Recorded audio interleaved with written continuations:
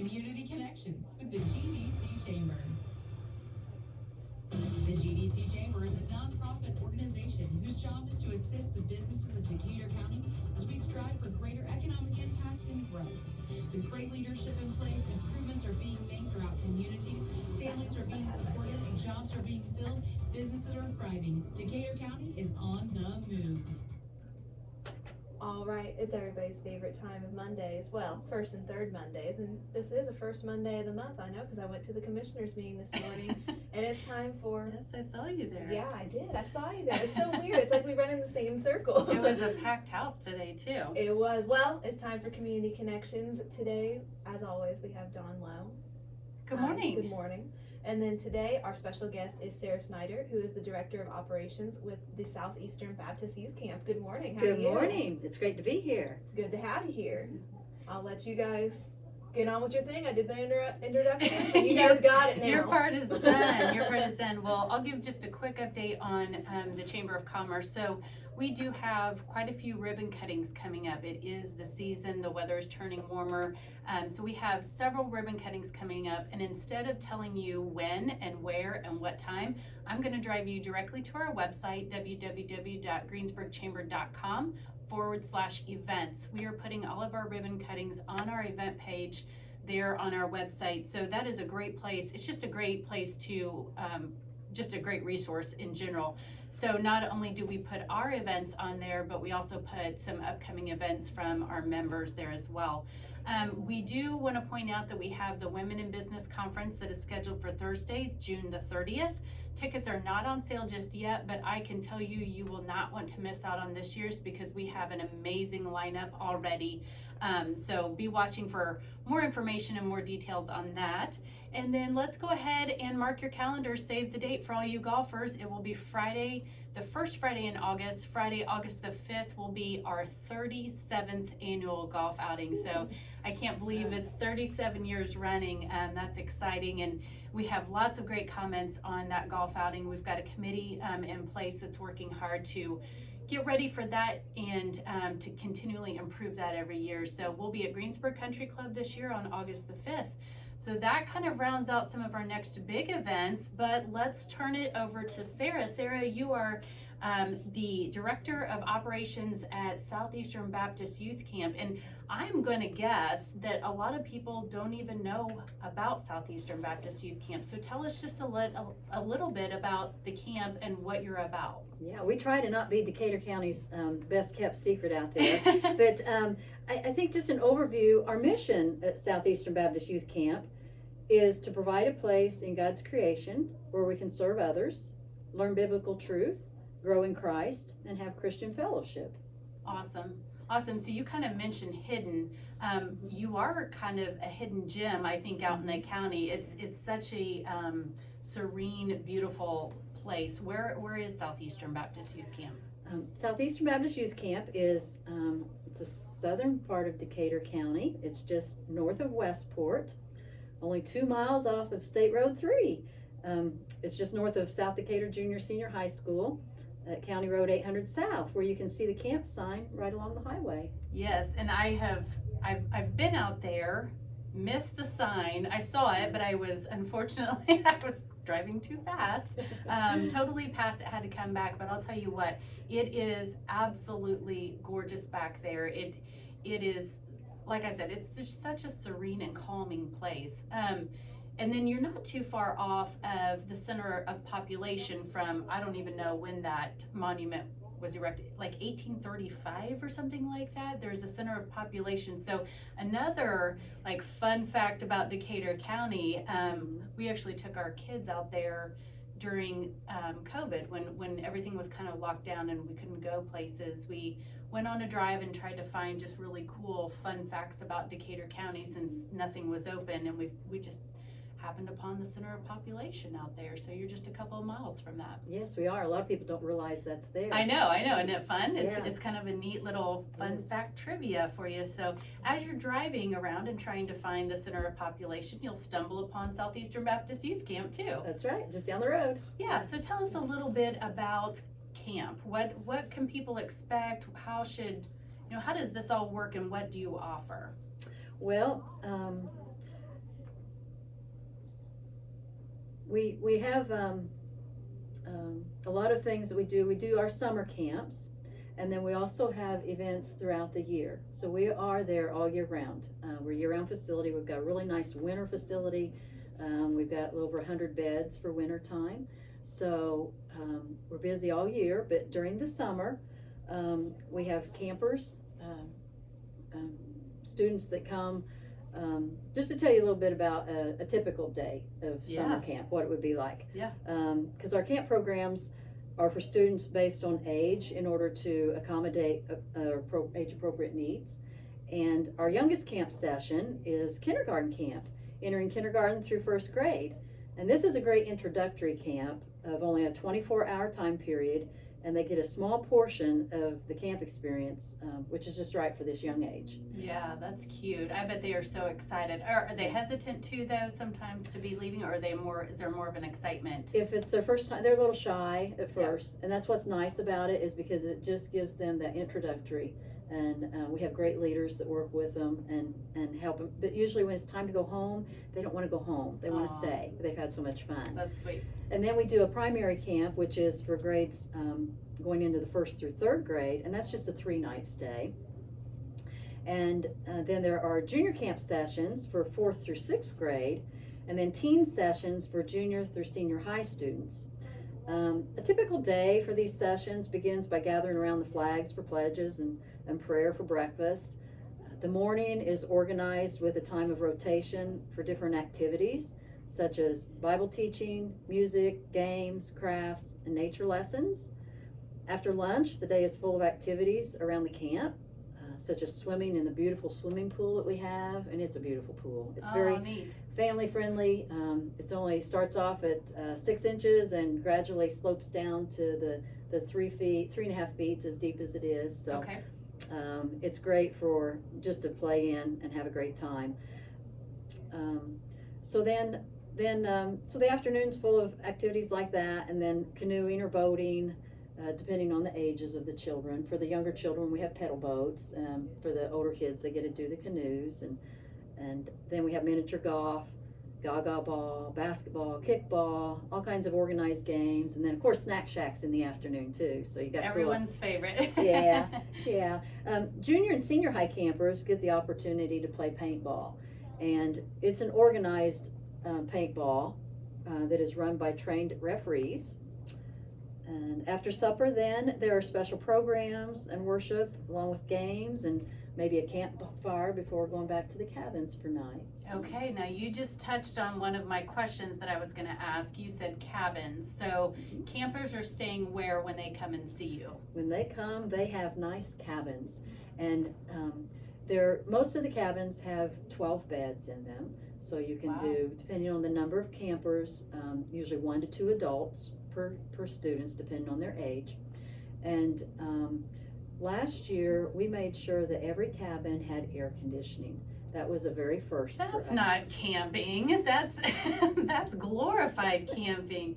Your campers are living well out there. They do. And used to, you had to sweat it out in the humidity, but over the years we find that more people have allergies, they have special needs, and the adults want to sleep at night. So air conditioning helps everybody do that. Sure, for sure. Well, that's awesome. Yeah. So air-conditioned cabins, and you said how many per room? 12 per cabin. And then you have the adults that are staying in the cabins as well overnight? Yes, they stay in the cabin with the So campers. moms and dads, you are at ease because you have adult supervision in the cabins. Yes, they are all. And as far as the adults that stay in the cabins, they are volunteers that come and stay, and we go through a screening process, a background check, and then training that's specific to camp in order for these adults to be here with the students. So. Awesome. Yeah. So I've been out to the grounds. Tell us a little bit about some of the facilities out there, because I think you've got some pretty unique buildings on the campus, and that might give us a little bit of the history of the camp as well. Tell us a little bit about that. Yes, we do. I guess I want to start with one of the historical things there is the chapel, because it's beautiful. Oh, it's the gorgeous. chapel's beautiful. I just wish it were a little bit larger. It only holds about 80 adults and 100 kids, but it's a beautiful landmark historical spot on the camp, has been there since the early 1950s. And then we still have some of the older buildings that we still use. We have a seasonal dining hall and kitchen that is opened in the summer. There are groups that like to use that maybe want to prepare their own meals and staying in cabins.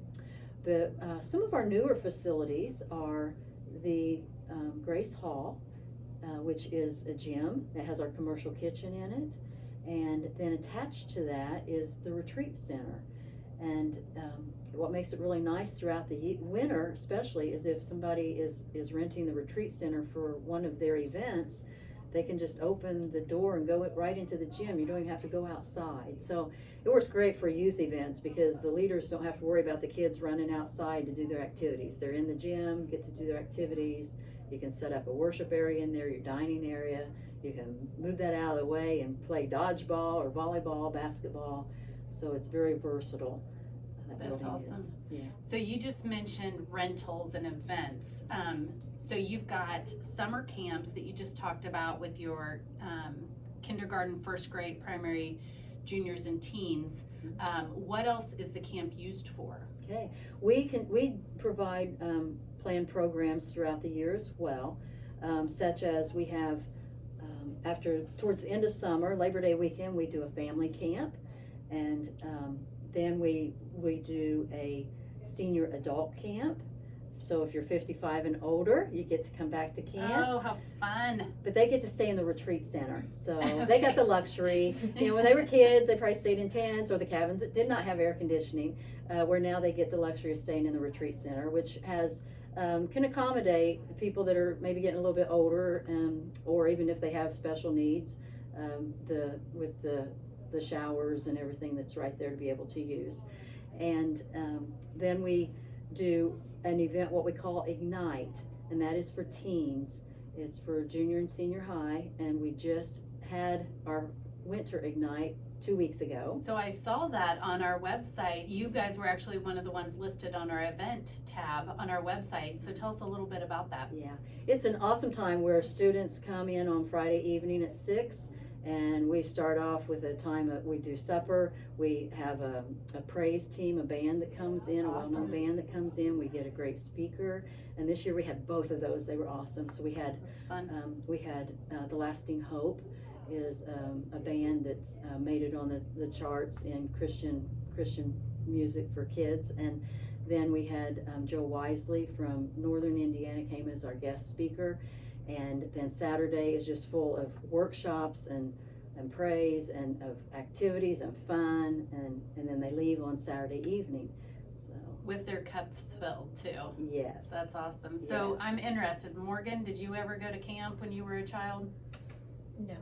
I No. was the nerdy kid that definitely did not want to go and be bitten by bugs, and I was just fine. They didn't staying have at air home. conditioning back then, but they do now. They didn't. And see, my dad You was a missed out. camper, was an avid. We were down at Versailles most of the time, that Yeah. campsite. And you know what? I was good to just stay in the camper. Yeah. I was good with that. My parents She were said outside. camper, not camp. No, camper. Let me Yeah. clarify. I had the air conditioning and I had my iPad, okay? That's But when funny. I was little, I used to live out in New Mexico when I was real little. So we'd go camping out in the desert out there. So that was a little more enjoyable because it's not quite as humid in the desert. Yeah, It was yeah. it's pretty fun. I don't know though. We don't have scorpions and those type of things here. There's Yeah. not a lot of scorpions. Listen though, there are a lot of tarantulas and they move in herds.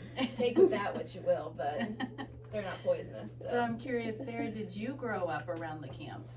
You know, my husband and I we came to this particular camp a little over 17 years ago as on-site directors. He and I, neither one got to experience camp as a child. So it was Isn't that interesting. Yeah. hmm But we have been involved with this particular camp at Westport for 37 years now in serving as adults at this camp. That's and then awesome. 17 years ago, we moved to the camp as on-site directors. And then as we have seen the camp grow and become a year-round camp, we realized that, along with our board, that it's time to hire an executive director because we need more staff. We need somebody that can take on that executive director role because my husband and I were so busy doing the hands-on things. And so we spent a little time working on that position to define it. And so in April, we hired our first executive director, Dave Purcell. And so that's a neat change for us. Yeah. But, Yeah. So I've had the pleasure of meeting Dave, and I know that you guys are in good hands with the experience that you and your husband and the rest of your team bring, along with his leadership.